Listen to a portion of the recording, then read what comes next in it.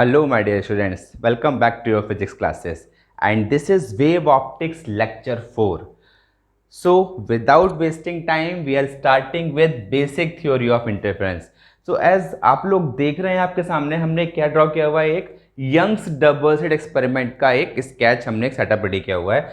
Single slit एक source से दो सोर्स S1 S2 ऑब्टेन किए हुए हैं, इसको हम क्या बोलते हैं, डबल स्लिट। स्क्रीन पे आपको क्या फॉर्म हो रही है, फ्रिंजेस फॉर्म हो रही हैं, जैसे कि हम पहले डिस्कस कर चुके थे, ब्राइट डार्क कॉन्जिक्यूटिव वे में। तो लेट S1 S2 से दो वेव आपकी निकल रही है और किसी पॉइंट P पे जाके क्या हो रहा है, सुपरपोजिशन। अब इस सुपरपोजिशन में क्या होगा, या तो वेव सेम फेस में होंगी तो दे will form the constructive interference, और हो सकता है वेव आपकी अपोजिट फेस में होंगी then they will form the destructive interference. तो अब इस बेसिक थ्योरी ऑफ इंटरफेरेंस में हम यही कंस्ट्रक्टिव और डिस्ट्रक्टिव इंटरफेरेंस की कंडीशंस निकालने जा रहे हैं मैथमेटिकली, कि कहां पर फॉर्मेशन ऑफ ब्राइट फ्रिंज है और कहां पर फॉर्मेशन ऑफ डार्क फ्रिंज है। So let us consider the wave emitting from the source S1 is given by y1 equals to a1 sin omega t, and जो S2 से wave निकल रही है this y2 is given by a2 sin omega t plus 5। ठीक है, एक बार देखना भाई, S1 S2 से दो वेव निकल के पॉइंट P तक पहुंच रही हैं तो ऑब्वियसली इनके बीच कोई ना कोई क्या आ रहा है, path difference. The two are covering unequal path. जब ये अनइक्वल पाथ ट्रेवल करेंगे तो इनके बीच कोई ना कोई क्या होगा, फेज डिफरेंस होगा, दैट इज फाई। फाई क्या है, phase difference between the two waves emitting from source S1 S2 at point P। Point P पे इनके बीच का फेज डिफरेंस आ रहा है, दैट इज व्हाट, फाई। तो हम पढ़ चुके हैं after superposition the net displacement of the wave is given by y equals to y1 plus y2। तो y1 की वैल्यू क्या हो गई, a1 साइन ओमेगा t, और y2 की वैल्यू क्या हो गई, a2 sign omega t plus 5। चलिए भाई, a1 sine omega t plus a2 sine a plus b, sine a plus b क्या हो जाएगा, sine a cos b plus cos a sine b। ठीक है, देखो भाई इन दोनों में साइन ओमेगा टी कॉमन आ गया तो हमने क्या लिखा, a1 plus a2 cos phi, और ये क्या हो गया, this is equal to sine omega t. फिर a2 sine phi, a2 sine phi को हम जो है a2 साइन फाई, और क्या लिखा हमने यहाँ पर, कॉस ओमेगा टी। ये क्या हो गया, y। अब इसको आगे सॉल्व करने के लिए हमने क्या बोला, हमने कहा भाई let a1 plus a2 cos phi equals to r cos theta, equation number A, और a2 sine phi equals to r sine theta, equation number B. तो इसको सिंप्लीफाई करने के लिए इस वाली इक्वेशन को हम a1 plus a2 cos phi को r cos थीटा और a2 साइन फाई को r साइन थीटा से रिप्लेस करने जा रहे हैं। चलिए भाई रिप्लेस करते हैं। तो y इक्वल्स टू क्या हो गया, this is r cos theta sine omega t and this is r sine theta cos omega t. ठीक है, तो फिर y इक्वल्स टू हमने r कॉमन ले लिया, और देखो sine omega t cos theta plus cos omega t sine theta, sine A cos B plus cos A sine B, तो क्या क्या निकल के y equals to r sine omega t plus theta. तो एक तरीके से ये इक्वेशन क्या आ गई, this is equation of the resultant wave forming at point P। Yes, this is the equation of the resultant wave forming at point P. Theta is the final phase of the resultant wave, और R क्या हो गया, यहाँ पे R क्या represent कर रहा है, amplitude of the resultant wave. पढ़ा था हमने y equals to a1 sine omega t, यहाँ पे a1 क्या है, amplitude of the wave first wave, a2 क्या है, amplitude of the second wave. ऐसे ही जो पॉइंट P पे आपकी रिजल्टेंट वेव फॉर्म हो रही है that is given by y equals to r sin omega t plus theta. तो r क्या हो गया, resultant amplitude of the wave forming at point P। r क्या हो गया, once again amplitude of the wave forming at point P। तो अब अगर हम r के लिए कैलकुलेशन करेंगे, अब हम क्या करेंगे इस आर के लिए, क्योंकि वेव ऑप्टिक्स के अंदर अगर हमें किसी भी वेव का एम्पलीट्यूड नोन है तो उसकी हम इंटेंसिटी कैलकुलेट कर सकते हैं, because intensity is directly proportional to the square of the amplitude. तो हम क्या कर रहे हैं, हम इस एम्पलीट्यूड के लिए कैलकुलेशन करने जा रहे हैं। बेटा आर की कैलकुलेशन के लिए क्या करते हैं, let us squaring and adding equation A and B. तो हम क्या लिख रहे हैं यहाँ पर, squaring and adding equation A and B. A और बी को हम क्या कर रहे हैं, स्क्वायर करके ऐड करेंगे। तो देखो क्या आ जाएगा निकल के, this is r square cos square theta plus r square sine square theta, and this will be equals to a1 plus a2 cos phi का square plus a2 sine phi का स्क्वायर। ये क्या आ गया निकल के आपके पास, r square will be equals to a1 square plus a2 square cos square phi plus twice a1 a2 cos phi, और ये क्या आ जाएगा निकल के a2 square sine square five. देखो भाई यहाँ पे हम a2 स्क्वायर कॉमन ले लें तो cos square phi plus sine square phi equals to 1। तो फाइनली आर स्क्वायर क्या आ गया निकल के, a1 square plus a2 square plus twice a1 a2 cos five. ये क्या आ गया निकल के, r निकल के आ गया, आर स्क्वायर निकल के आ गया एम्पलीट्यूड स्क्वायर। अगर हमें इंटेंसिटी फाइंड करनी है तो इंटेंसिटी इज क्या होती है, given by I equals to K r square. So intensity of the wave forming at point P is given by I equals to K, and this is a1 square plus a2 square plus twice a1 a2 cos phi. ठीक है, क्या हो गया, तो ये intensity आ गई इन terms of amplitude of the two waves. a1 a2 क्या है, amplitude of the two waves जिनका सुपरपोजिशन के बाद फाइनल वेव पॉइंट P पर फॉर्म हो रही है। चलो इस इंटेंसिटी को मैं, अभी हमने एम्पलीट्यूड के फॉर्म में लिखा है, इसको हम इंटेंसिटी की फॉर्म में भी लिख सकते हैं। कैसे लिख सकते हैं, देखिए जरा यहाँ पर भाई देखो, let I1 be the intensity of the wave emitting from the source S1। तो हम क्या लिख सकते हैं, I1 equals to k A1 square, so this will be root I1 equals to root k A1. Similarly, let I2 be the intensity of the wave emitting from the source S2. तो it will also be written as K2 square. इसको हम क्या लिख सकते हैं, root I2 equals to under root k A2. अब इस वाली इक्वेशन से हम आते हैं, इस इक्वेशन को हम जरा यहाँ लिख रहे हैं, हम क्या कर रहे हैं, k को बेटा अंदर मल्टीप्लाई कर रहे हैं। ठीक है, k को हम मल्टीप्लाई कर रहे हैं और देखते हैं फाइनली क्या निकल के आ रहा है। This is I equals to k A1 square plus के A2 स्क्वायर, और यहाँ भी k आएगा ना, तोड़ दिया, रूट के इंटू रूट के, तो ये क्या हो गया, प्लस का 2 एंड अंडर रूट के A1 अंडर रूट के A2 and this is cos five. ये क्या हो गया, कॉस फाइव। तो अब जरा गौर से देखना, आई equals to k A1 square I1, के A2 स्क्वायर क्या हो जाएगा आपके पास, I2 plus 2 under root I1 under root I2 cos phi. ठीक है, तो फाइनली हमारे पास इंटेंसिटी की इक्वेशन आ गई, फॉर्मूला आ गया। This is in terms of amplitude of the two waves emitting from the two sources S1 S2। This is in terms of intensities. अब इस फॉर्मूले को यूज करके क्या हम मैक्सिमा और मिनिमा की कंडीशन निकाल सकते हैं, बिल्कुल निकाल सकते हैं। देखिए, for a given values of I1, मतलब हमने कोई भी यंग्स डबल एक्सपेरिमेंट का सेटअप रेडी कर दिया, उसमें सोर्स की इंटेंसिटी हमने फिक्स कर दी, S1 S2 से कोई भी एक आपकी वेव निकल रही है, इंटेंसिटी फिक्स है, एम्पलीट्यूड फिक्स है, means for the given values of A1 A2 और for the given values of I1 and I2, I will be maximum when cos phi is maximum, I will be minimum when cos phi is minimum। बस यही condition लगा के हम क्या करने जा रहे हैं, ब्राइट और डार्क फ्रिंज की फॉर्मेशन, मतलब कंस्ट्रक्टिव और डिस्ट्रक्टिव इंटरफेरेंस कहाँ कहाँ फॉर्म होगा, इसके लिए हम कैलकुलेशन कर सकते हैं। चलो बेटा, let us discuss condition for constructive and destructive interference, कि कहाँ कहाँ आपकी ब्राइट बनेगी, कहाँ कहाँ आपकी ब्राइट फ्रिंज फॉर्म होगी, कहाँ कहाँ आपकी डार्क फ्रिंज फॉर्म होगी। चलिए, तो ये तो फॉर्मूला भी पढ़ लिया हमने, intensity is given by equals to k a1 square plus a2 square plus 2a1 into cos phi और दिस any1। तो मैं यहीं पर बोर्ड को 2 पार्ट में डिवाइड कर रहा हूँ।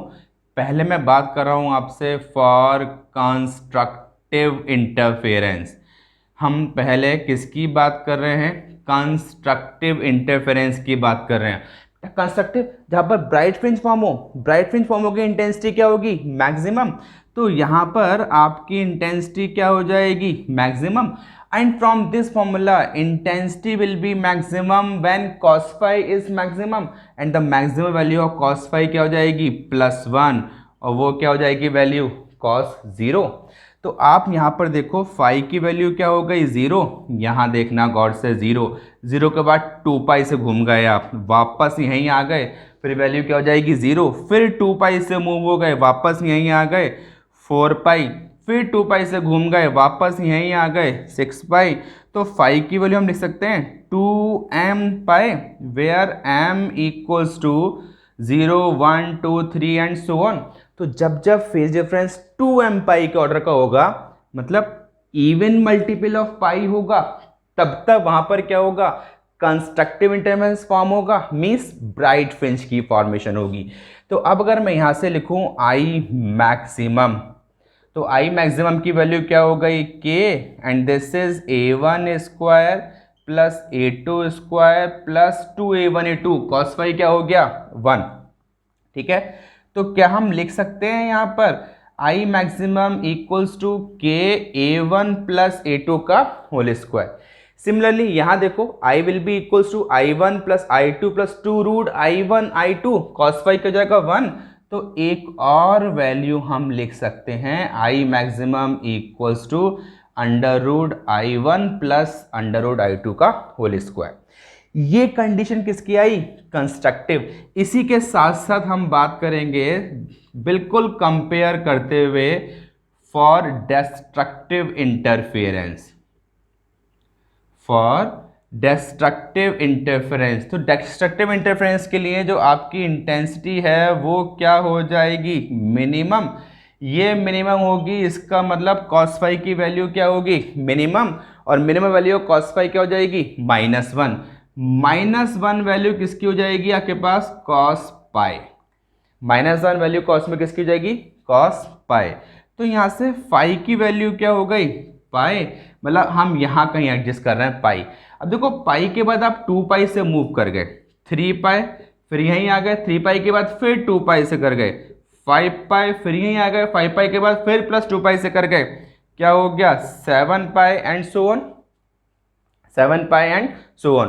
तो फिर यहाँ से अब फाई की वैल्यू क्या हम लिख सकते हैं? Twice m minus 1 of pi, where m equals to 1, 2, 3 and so on.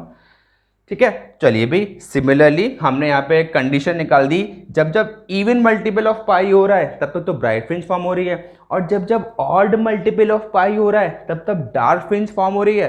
मतलब इवन ब्राइट और डार्क, इवन ब्राइट और डार्क कॉन्जिक्यूटिव आ गई ब्राइट और डार्क फ्रिंजेस, जो हमने स्टार्टिंग थ्योरी में बोला था। चलो भाई, यही निकाल लेते हैं आई मिनिमम। मिनिमम इंटेंसिटी क्या होगी?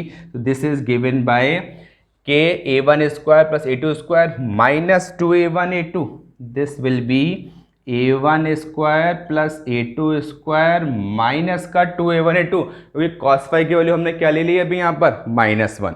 आ जाइए, इसको सॉल्व करेंगे तो आई मिनिमम क्या हो जाएगा? के a1 माइनस a2 का होल स्क्वायर, और ये तो आपके पास आई मिनिमम आ गया इन टर्म्स ऑफ एम्पलीट्यूड। अगर मुझे इंटेंसिटी की फॉर्म में लिखना हो तो this will be under root i1 minus under root i2 का होल स्क्वायर। ठीक है बेटा, इसको जल्दी से कॉपी करेंगे फिर आगे बात करते हैं इस पे हम। चलो बेटा, इसे भी बात कर लेते हैं अभी, ratio of maximum minimum intensities of light. तो अभी लास्ट पीछे पीछे हमने क्या निकाला हुआ है यहाँ पर? आई मैक्सिमम क्या निकल के आया था? a1 प्लस a2 का होल स्क्वायर। आई मिनिमम क्या निकल के आया था? दिस इज के a1 माइनस a2 का होल स्क्वायर। हमें तो रेशियो निकालना है। रेशियो निकालना है तो हम क्या बोलेंगे, आई मैक्सिमम अपॉन आई मिनिमम, और ये डायरेक्ट डिवाइड कर दें, क्या आ जाएगा, a1 plus a2 upon a1 minus a2 का होल स्क्वायर। भाई क्या करते हैं, इसको हम न्यूमरेटर और डिनोमिनेटर को हम a2 से डिवाइड कर दें। चलो भाई हमने a2 से डिवाइड कर दिया, तो a2 से डिवाइड करेंगे तो क्या हो जाएगा, ये a1 upon a2 plus 1 upon a1 upon a2 minus 1. So we will write in a simple way I maximum upon I minimum. I maximum upon I minimum will be given by r plus 1 upon r minus 1 का whole square, और यहाँ पर हम क्या लिखेंगे, where r is equal to क्या हो गया, a1 अपॉन a2, और इसको हम क्या बोलते हैं, is called amplitude ratio, is called amplitude ratio. तो ये तो हमने रेशो निकाल दिया maximum to minimum in terms of amplitude. हमने तो इंटेंसिटी की फॉर्म में भी एक रिलेशन पढ़ा था ना, तो अगर हम इंटेंसिटी की फॉर्म में भी लिखेंगे तो भी हमारे पास सिंपल क्या निकल के आ जाएगा, I maximum upon I minimum equals to under root i1 plus under root i2 upon under root i1 minus under root i2 का होल स्क्वायर। चलिए बेटा फटाफट डिस्कस कर लेते हैं variation of intensity of light with the phase difference. अभी हम prove कर चुके हैं intensity of light in interference pattern is given by I equals to i1 plus i2 plus 2 root i1 root i2 cos phi। एक condition लगा रहे हैं यहाँ पर हम, let the two sources S one S two are emitting light of equal intensity. तो हम क्या लेके चल रहे हैं, हम बोल रहे हैं let i1 equals to i2 equals to i0 से, मतलब let the two sources S one S two are emitting light of equal intensity, और वो इक्वल इंटेंसिटी हमने क्या कंसिडर कर ली, i0। तो ये जो इक्वेशन है ये क्या हो जाएगी, it is given by i equals to i0 plus 2 i0 cos phi। तो देखो i इक्वल्स टू ये क्या हो गया, 2i0 plus 2i0 cos phi। तो फिर i इक्वल्स टू क्या हो गया, 2i0 हमें कॉमन ले लिया, अंदर क्या हो गया cos phi 1 plus cos phi, and this is 2i will be equals to 2i0। और यहाँ मैथ्स वाले बच्चे बहुत अच्छे समझ सकते हैं, 1 प्लस cos phi को हम क्या लिख सकते हैं, 2 cos स्क्वायर 5/2। तो फिर यहाँ i इक्वल्स टू क्या हो जाएगा, 4i0 cos स्क्वायर 5/2। ये एक इक्वेशन निकल के आ गई। चलिए यहाँ भी वही कंस्ट्रक्टिव और डिस्ट्रक्टिव कंडीशन अप्लाई कर लेते हैं। तो अगर मैं बात कर रहा हूँ फर्स्ट पॉइंट, हम बात कर रहे हैं आपसे फॉर कंस्ट्रक्टिव इंटरफेरेंस, हम आपसे बात कर रहे हैं फॉर कंस्ट्रक्टिव इंटरफेरेंस। तो कंस्ट्रक्टिव इंटरफेरेंस की तो फाई की वैल्यू हमने क्या प्रूफ की हुई है, 2m पाई। लगाएं भाई यहाँ पर 2m पाई, तो ये तो I मैक्सिमम हो जाएगा। अगर हम कंस्ट्रक्टिव इंटरफेरेंस की बात करेंगे ब्राइट फ्रिंज फॉर्म होगी I maximum. So this will be equals to 4i0 and this is cos square phi 2m pi by 2, 2m pi by 2। तो क्या हो गया cos square m pi, m की value लगानी है हमको, 0 1 2 3 4 लगाएंगे ना। चलो भाई अप्लाई करते हैं, m की वैल्यू 0 cos 0 cos 0 क्या हो गई 1, ठीक है। m पाई, m की वैल्यू -1 लगाई हमने, cos पाई की वैल्यू -1 का स्क्वायर प्लस 1, 2 लगाई वैल्यू हमने 2 पाई, फिर से क्या हो गया 1। तो इसका मतलब for all values of m I maximum will be equals to 4i0। ठीक है, ये क्या शो कर रहा है, ये शो कर रहा है in interference pattern intensity of all the bright fringes will be the same and that will be equals to 4i0। कब, when हमने क्या लिया हुआ है, two sources of light are emitting light of equal intensity. चलो भाई आगे आ जाओ। इसके बाद हम सेकंड में आपके पास आ गए for destructive interference, for destructive interference. तो जैसे ही हम डिस्ट्रक्टिव इंटरफेरेंस पे आ गए तो यहाँ पर फाई की वैल्यू क्या लेंगे हम, ट्वाइस m माइनस 1 ऑफ पाई। लगाइए भाई वैल्यू यहाँ पर, तो आई मिनिमम ले लें, I minimum will be equals to 4i not and this is cos square 2m minus 1 of pi by 2। लगाओ यहाँ पर m की वैल्यू 1 2 3 4, m की वैल्यू 1 लगाइए, 1 लगाया आपने तो 2 माइनस 1 1 कॉस पाई बाई 2 क्या हो गया 0, m की 2 लगाओ 2 to the 4 3 पाई बाई 2 फिर से क्या हो गया 0। So for all values of m ये जो i मिनिमम है ये क्या हो जाएगा 0।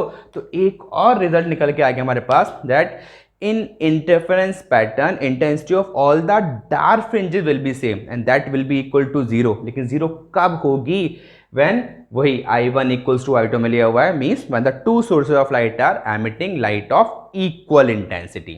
ठीक है, इसको नोट करते हैं, फिर जल्दी से इसका हम एक ग्राफ, एक वेरिएशन ड्रॉ कर लेते हैं। चले बेटा फटाफट ग्राफ और ड्रॉ कर लें इसको। तो ग्राफ जब हम ड्रॉ करेंगे तो एक तो ये वाली एक्सिस आ गई, स्ट्रेट से आ रही है, स्ट्रेट नहीं आ रही है अभी हमारी ये, तो हम एक स्ट्रेट लाइन ड्रॉ करेंगे यहाँ पर।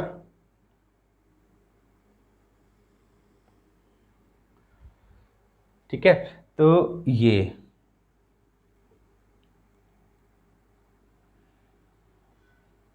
यहाँ पर हम क्या लेंगे, इंटेंसिटी ये वाला है, ये हमने ले ली भाई 4i नॉट का लेवल हमारे पास ये हो गया, और यहाँ पर हम क्या लेके चलेंगे फाई 0, 0 के बाद पाई 2 पाई 3 पाई 4 पाई 5 पाई 6 पाई 7 पाई एंड सो ऑन।